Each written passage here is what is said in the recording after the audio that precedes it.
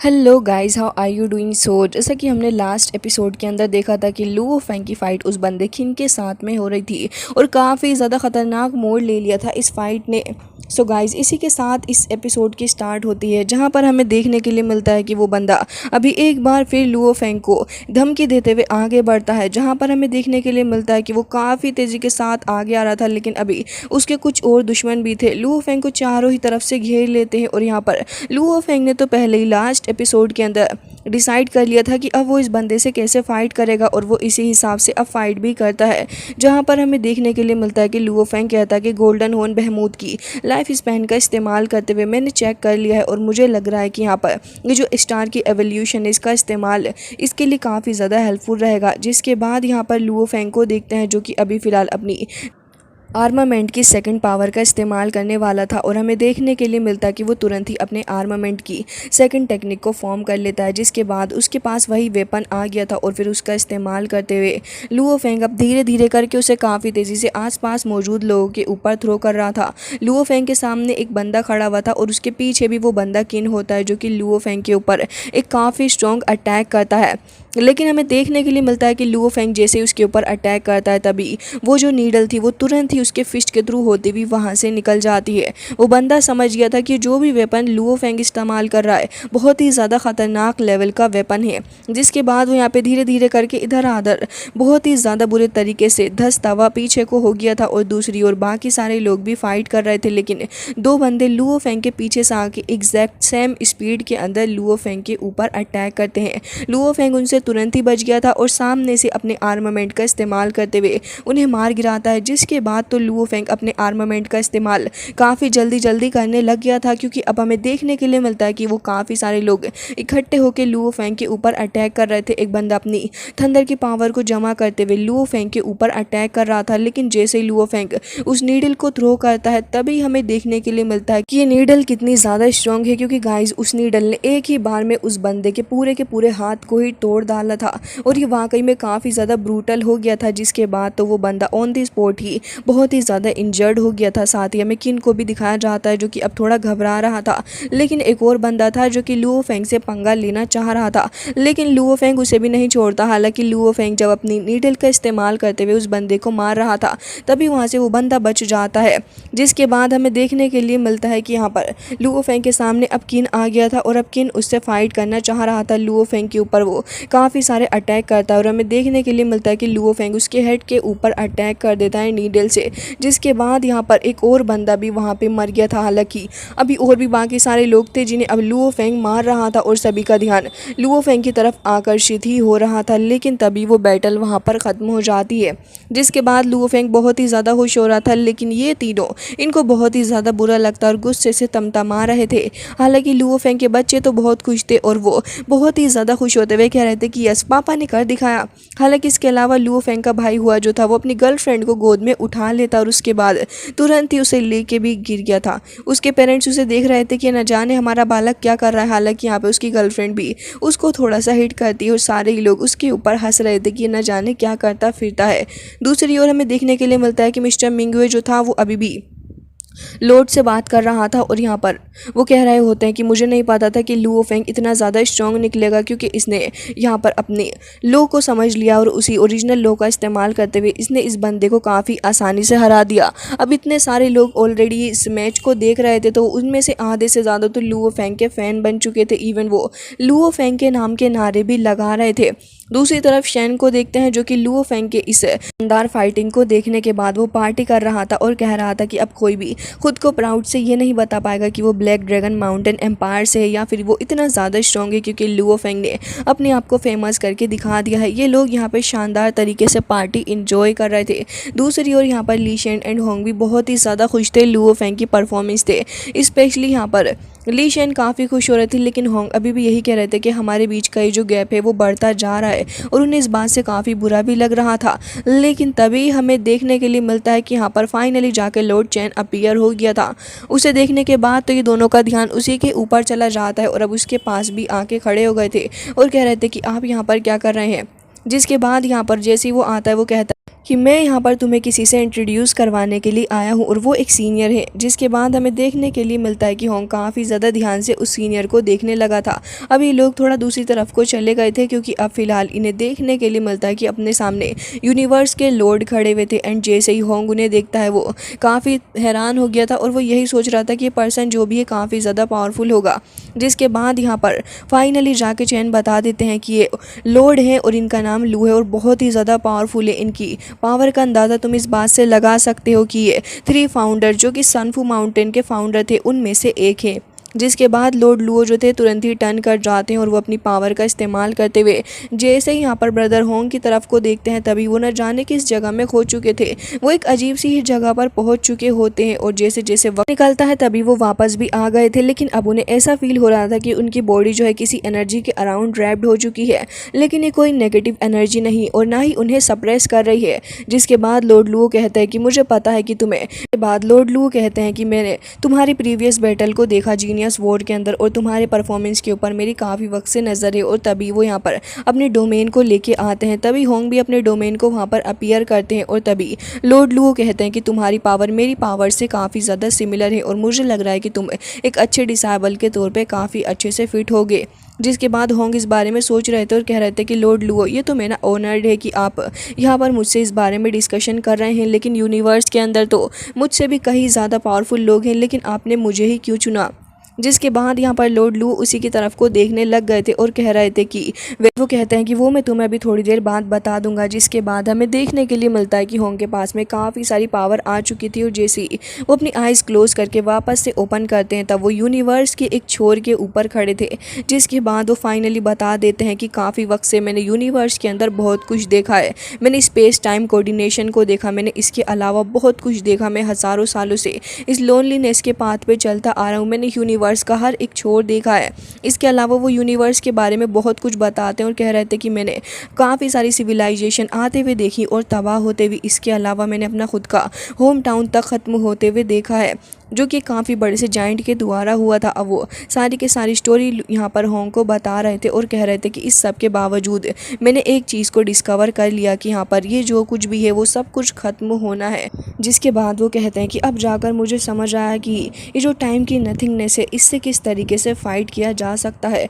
और कहते हैं कि अब फाइनली जाकर मुझे इसका जवाब मिल गया। वो अपने हाथ को कस के भींच लेते हैं। होंग भी उन्हें देख रहे थे और तभी वो कहते हैं कि मैं समझ गया हूँ कि आखिर क्या करना है। वो होंग की तरफ को पलट जाते हैं और कह रहे थे कि इनहेरिटेंस। तभी होंग कहते हैं कि इनहेरिटेंस आपकी तरफ से।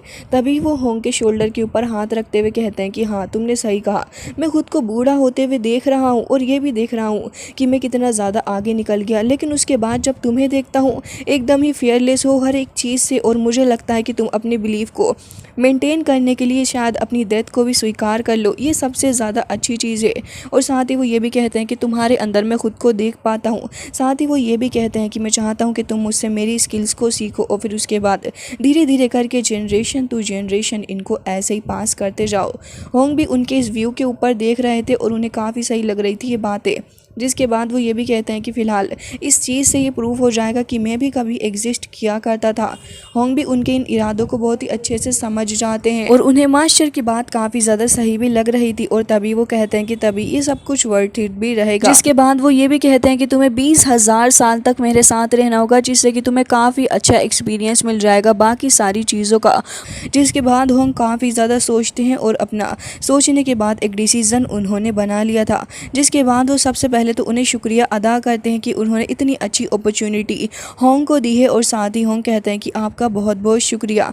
जिसके बाद वो ये भी कहने लग गए थे लेकिन हमारे ऊपर एक बहुत ही बड़ा ख़तरा मंडरा रहा है जिससे कि आप शायद वाकिफ़ होंगे। आपको शायद इसके बारे में पता होगा कि हमारा अर्थ बहुत ही ज़्यादा बड़े थ्रेट्स के साथ में अभी डील कर रहा है और हमें फ़ाइट बैक करना है। इसके अलावा वो ये भी कहते हैं कि मैं एज अ बिग ब्रदर होने के नाते भी इन सब चीज़ों को छोड़ के बिल्कुल भी नहीं भाग सकता हूँ। प्लीज़ मुझे इस चीज़ के लिए माफ़ कर दीजिएगा। लेकिन अब फिलहाल काफ़ी ध्यान से उसकी बातें सुन रहे थे और चुप ही होते हैं। इसके अलावा यहाँ पर चैंग जो थे वो कहने लग गए थे कि होंग क्या तुम सच में इतनी ज़्यादा अच्छी अपॉर्चुनिटी को ऐसे ही जाने दोगे? मुझे समझ नहीं आ रहा कि आखिर क्यों तुम ऐसा कर रहे हो। लेकिन तभी वो कहते हैं कि मुझे पता है कि मेरे ब्रदर को मेरी ज़रूरत है और इसके सामने इनहेरिटेंस को पाना मेरे लिए कुछ भी नहीं है और ना ही मैं इस नथिंग ऑफ इनहेरिटेंस को हासिल करके बहुत आगे पहुंच सकता हूं। मेरे भाइयों के लिए मुझे करना होगा।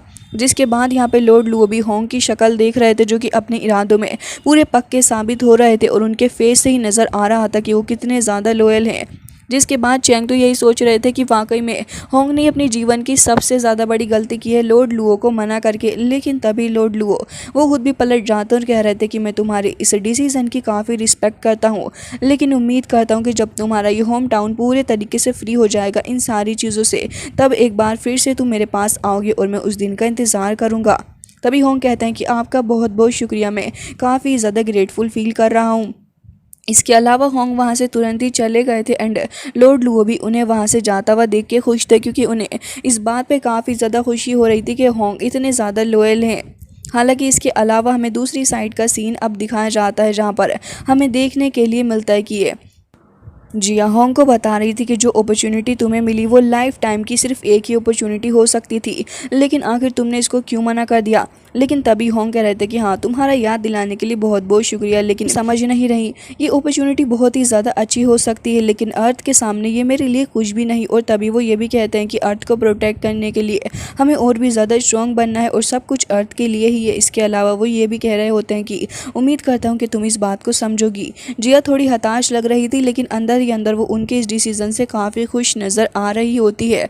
हालांकि इसके अलावा वो तुरंत ही वहाँ से गायब हो गई थी। और तभी यहाँ पर हमें देखने के लिए मिलता है कि जैसे ही ली शेन वहाँ पे आते हैं, तभी वो कहने लग गए थे कि 20,000 साल तक तुम्हें लॉर्ड लुओ के साथ रहना था, ये ऑफ़र वो तुम्हें करके गए हैं, वाकई में तुम्हें इसके बारे में एक बार ज़रूर से ही सोचना चाहिए। जिसके बाद वहाँ लुओ फेंग आ गया था और तभी वो दोनों उसे देख के कहते हैं कि मैंने तो ये भी सुना है कि वर्ल्ड की टॉप 5 कंट्रीज़ तुम्हें रिक्रूट करना चाहती हैं। तभी लुओ फेंग कहता है कि और मैंने मना कर दिया। इसके अलावा लुओ फेंग ये भी कहता है कि वो कभी भी ब्लैक ड्रैगन माउंटेन एम्पायर के साथ इन्वॉल्व नहीं होना चाहेंगी। जिसके बाद ये लोग इसी बारे में सोचने लग गए थे और तभी यहाँ पर लुओ फेंग कहता है कि इस बात से कोई भी फ़र्क नहीं पड़ता कि हम उन्हें ज्वाइन करते हैं या फिर नहीं। इस वक्त के लिए सबसे ज़्यादा इंपॉर्टेंट यही है कि हमें फ़िलहाल अपने बैटल के ऊपर ध्यान देना चाहिए। तभी बबाता वहाँ पर आ जाती है और कह रही थी कि हाँ बिल्कुल, और अब तुम्हारा नेक्स्ट बैटल होने वाला है 1-1 सिंगल प्लेयर बैटल। अगर लुओ फेंग लगातार 4 बार जीत गया तो फिर लुओ फेंग मिल्की वे गैलेक्सी तुम्हारी होगी। जिसके बाद हमें दिखाया जाता है कि लुओ फेंग इस बात से काफ़ी ज़्यादा खुश था और ये लोग भी यही सोच रहे थे कि अब ये नेक्स्ट 4 गेम तो किसी भी तरीके से जीतने ही होंगे। जिसके बाद वो आगे ये भी कहती है कि लेकिन इस राउंड के अंदर जो लोग आने वाले हैं वो बिलियन ऑफ जीनियसिस में से कुछ गिने चुने जीनियसिस हैं, और इसके अंदर लुओ फेंग तुम्हारा थर्ड बैटल जो होने वाला है वो नाबिनी के साथ में होगा। जिसके बाद तो यहाँ पर लुओ फेंग उसे देख ही रहा था। इसके अलावा वो ये भी बताती है कि फोर्थ जो होने वाला है वो ड्रैगन किंग के साथ होगा। अब होंग काफ़ी ज़्यादा हैरान थे, लेकिन तभी ली शेन अपना सर पकड़ लेते हुए कह रहे थे कि ऊपर वाले आखिर ये हो क्या रहा है, हम तीनों को एक ना एक बार उस नाबिनी से मिलना ज़रूर है क्या। वो काफ़ी ज़्यादा परेशान हो रहे थे। तभी बबाता कहती है कि आप इतने ज़्यादा परेशान क्यों रहे, पहले तो शायद वो ऐसे ही हो गया था, लेकिन इस बार ये डेलिबरेटली किया जा रहा है, मतलब कि जानबूझ के नाबिनी को लुओ फेंग के साथ लड़वाया जा रहा है ताकि इन दोनों के बीच एक काफ़ी ज़्यादा ख़तरनाक और एक स्ट्रॉन्ग बैटल हो। और जानबूझ के इस बैटल को इस तरीके से ही अरेंज किया गया है ताकि लुओ फेंग नाबिनी के साथ फाइट करे और फिर वो उससे हार जाए। बाद वो लुओ फेंग से कहती है कि लुओ फेंग तुम्हारे लिए इन बैटल्स को जीतना बहुत ही ज़्यादा इंपॉर्टेंट हो गया है। हालांकि इसके बाद हमें स्क्रीन पे दिखाया जाता है कि लुओ फेंग की फ़ाइट अब होने वाली है अपनी मिल्की वे गैलेक्सी के लिए। सारे के सारे लोग अब एक बार फिर से अपनी कुर्सी की पेटी बांधकर बैठ गए थे, जहाँ पर लुओ फेंग का फर्स्ट कॉम्पिटिटर जो था वो लुओ फेंग को एक ही बार हिट करता है, लेकिन सेकेंड टाइम में लुओ फेंग जैसे ही अपनी आर्मामेंट की पावर का इस्तेमाल करते हुए उन नीडल के थ्रू उसे हिट करता है। ऑन द स्पॉट ही उस बंदे की डेथ हो चुकी थी और लुओ फेंग ने उसे हरा दिया था। इसके बाद फाइनली जाके एक बार फिर से एंट्री हो जाती है नाबिनी की, और अब नाबिनी लुओ फेंग के साथ में फ़ाइट करने वाला था। जिसके बाद लुओ फेंग खुद भी देख रहा था कि अब उसे नाबिनी के साथ फ़ाइट करनी होगी। दूसरी ओर नाबिनी वो वहाँ पर ग्रैंडपा के पास में बैठा हुआ था और 9th क्वीन भी वहाँ पर मौजूद होती है।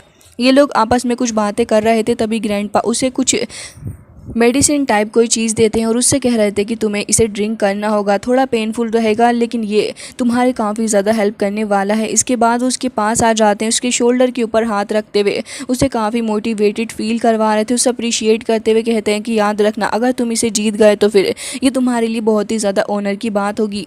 नाबिनी तो तुरंत ही इस चीज़ से काफ़ी ज़्यादा भावुक हो गया था, वो तुरंत ही उसको पी लेता है, लेकिन उसके बाद उसकी हालत ख़राब होना स्टार्ट हो गई थी। दूसरी ओर शेंग भी बैठा हुआ था और अब वो इस बैटल को देख रहा था। मिस्टर मिंगवे भी वहीं पे बैठ जाते हैं। इसके बाद लुओ फेंग और साथ ही उसके सामने नाबिनी को दिखाया जाता है। ये बैटल अब स्टार्ट हो चुका था, जहाँ पर नाबिनी लुओ फेंग के सामने खड़ा था। वो एक पल का भी इंतज़ार नहीं करता, वो तुरंत ही लुओ फेंग के ऊपर अटैक करना स्टार्ट कर देता है। स्लैशेस की बरसात लुओ फेंग के ऊपर हो चुकी थी, जहाँ पे काफ़ी ग्रेसफुली वो उन्हें हैंडल करता है। लेकिन नाबिनी अब तो पूरे तरीके से तैयार हो चुका था और लुओ फेंग के ऊपर एक काफ़ी ज़्यादा पावरफुल आइस अटैक करता है। लुओ फेंग अपने वेपन के थ्रू पीछे को हट गया था, लेकिन नाबिनी और भी काफ़ी स्पीड से आगे बढ़ता है और अब लुओ फेंग के ऊपर एक बार फिर से आइस के थ्रू अटैक करे जा रहा था। जिसके बाद लुओ फेंग कहता है कि ये तो आगे के एरिया को रिस्ट्रिक्ट करने की कोशिश कर रहा है, जिससे कि आगे का एरिया खुद ही ब्लॉक हो जाए। इसके अलावा लुओ फेंग तुरंत ही अब अपने आर्मामेंट को भी निकाल लेता है और उसका इस्तेमाल करते हुए उसके नीडल को तुरंत ही थ्रो करता है नाबिनी की तरफ को। तभी नाबिनी को देखते हैं, जो कि यहाँ पे अपने पास में आइस की शील्ड लगा लेता है, जिससे कि वो इस सामने आने वाली नीडल को रोक सके।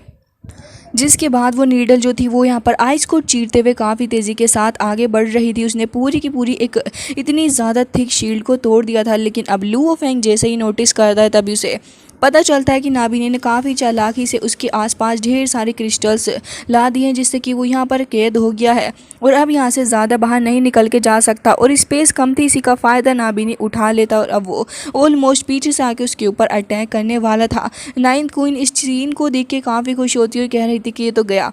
लेकिन तभी हमें देखने के लिए मिलता है कि लुओ फेंग बेचारा कैसे तो करके सिचुएशन से बचता और तुरंत ही उस जगह से आगे को निकल के आगे जाके शील्ड को तोड़ देता है, जिससे कि थोड़ी स्पेस बन सके। लेकिन नाबिनी एक बार फिर से वहीं आ गया था और लुओ फेंग के ऊपर इतना स्ट्रॉन्ग अटैक करता है कि उसका जो सूट था वो तक वहाँ पे बुरे तरीके से डैमेज हो जाता है, जिसकी एक झलक हमें दिखाई भी जाती है। हालांकि लुओ फेंग इस चीज़ से अभी भी हार नहीं मानता, वो कतराता नहीं है और हमें देखने के लिए मिलता है कि नाबिनी जैसे ही उसके पास आके एक बार फिर से अटैक करने लगा था, तब लुओ फेंग भी उससे अटैक कर रहा होता है और हमें देखने के लिए मिलता है कि लुओ फेंग इधर आधर काफ़ी तेज़ी से आगे बढ़ता हुआ सारे के सारे आइस की वॉल को ऐसे ही तोड़ता हुआ जा रहा था। लेकिन तभी लुओ फेंग खुद भी फ्रीज होने लग पड़ा था, जिसे देख के वो हैरान था। लेकिन अभी भी उन दोनों के बीच फाइटिंग ऐसे ही कंटिन्यू रहती है। हालांकि तभी यहाँ पर हमें देखने के लिए मिलता है कि जो ग्रैंडपा थे वो बता रहे होते हैं कि नाबिनी ने काफी वक्त से उस डार्क नेबुला के अंदर प्रैक्टिस किया है, जिसके चलते वो बहुत ही ज़्यादा पावरफुल हो गया है। उस जगह की खास बात यही है कि वहाँ पर सिर्फ आइस ही आइस है और इस एक्सट्रीम आइस के अंदर उसने प्रैक्टिस की, जिसके चलते आज वो इतना ज़्यादा स्ट्रॉन्ग हो गया है कि आइस उसके लिए कुछ भी नहीं है। जिसके साथ ही लुओ फेंग को देखते हैं, जिसकी बॉडी फ्रीज हो रखी थी, वो खुद को अनफ्रीज करता है, लेकिन एक बार फिर से फ्रीज हो गया था। अब लुओ फेंग इस चीज़ को देख ही रहा था कि उसकी बॉडी तक के अंदर से आइस क्रिस्टल्स बाहर को निकल रहे थे और ये वाकई पेनफुल चीज़ थी। तभी यहाँ पे स्पिरिचुअल मास्टर कहते हैं कि ये तो बड़ा खतरा है। लेकिन तभी बबाता उन्हें धक्का देके पीछे हटा देती है और कहती है कि मोटू जी रुक जाओ, मैं बताती हूँ तुम्हें, लुओ फेंग के लिए बिल्कुल भी मुश्किल नहीं है और आपको इतना ज़्यादा पैनिक करने की ज़रूरत नहीं। लुओ फेंग इसके साथ फाइट करने से पहले बेलान विलेज के अंदर चला गया था और वहां जाके उसने काफ़ी अच्छी प्रैक्टिस की है, जिसके चलते उसको इतनी ज़्यादा प्रॉब्लम नहीं आएगी इसके साथ फाइट करने में। अभी आप बस वेट करिए लुओ फेंग के ट्रम्प कार्ड का। जिसके बाद लुओ फेंग अभी भी ऐसे ही फाइट कर रहा था, उसकी बॉडी फ्रीज हो जा रही थी, लगातार उसकी बॉडी के अंदर से क्रिस्टल्स निकल रहे थे। लेकिन अभी भी लुओ फेंग हार मानने को तैयार नहीं था। नाबिनी अब बस यही सोच रहा था कि कैसे भी करके बस लुओ फेंग को हरा दे, लेकिन लुओ फेंग इतनी आसानी से तो हार मानने वाला नहीं है। और हमें साथ में देखने के लिए मिलता है कि लुओ फेंग अपने वेपन का इस्तेमाल कर रहा था और उनकी शील्ड बना बना के खुद को प्रोटेक्ट कर रहा था। लास्ट में लुओ फेंग अपने आर्मामेंट को लेता है और हमें देखने के लिए मिलता है कि उसका आर्मामेंट हर जगह यहाँ पर तोड़ फोड़ मचाते हुए लुओ फेंग के पास आ रहा था। लुओ फेंग के सामने नाबिनी होता है, लेकिन लुओ फेंग उसे तुरंत ही पीछे को हटा देता है। नाबिनी अपनी पावर को जमा कर रहा था और ढेर सारे स्लैश अटैक करता है। वो multiple slash attack Luo Feng के ऊपर कर रहा था और अब वो हाफने लगा था। तभी ग्रैंडपा ब्रोलिन कहता है कि नाबिनी को जल्द से जल्द ख़त्म करना होगा, नहीं तो अब उसके लिए प्रॉब्लम हो सकती है। नाबिनी को देखते हैं जो कि आसपास से सारी आइस पावर को अब जमा करने लग गया था और वो एक बहुत ही ज़्यादा ह्यूज बॉल को समन करते हुए स्वॉर्ड को समन करते हुए अब लुओ फेंग के ऊपर अटैक करने जा रहा था। उसने अपनी पूरी पावर का इस्तेमाल कर लिया था और अब इससे ज़्यादा एनर्जी उसके अंदर बची भी नहीं थी। इसी पॉइंट पे लुओ फेंग अपनी एक शील्ड बना लेता और खुद को प्रोटेक्ट कर रहा था। दूसरी तरफ वो अपने आर्मामेंट का भी इस्तेमाल करने वाला था। वो शील्ड टूटने वाली थी, नाबिनी की हालत ख़राब हो चुकी थी। लेकिन तभी हमें देखने के लिए मिलता है कि जैसे ही वो स्वॉर्ड आके लुओ फेंग के ऊपर अटैक करने वाली थी, लेकिन लुओ फेंग तो वहाँ से बच के आ जाता है और अपनी उसी नीडल को फेंक के मारता है नाबिनी की तरफ। और हमें देखने के लिए मिलता है कि नाबिनी ऑन द स्पॉट ही वहाँ पर डेड हो गया था। हालांकि गाइस इसी के साथ आज का ये एपिसोड हो जाता है एंड आई होप कि आपको ये अच्छा लगा होगा।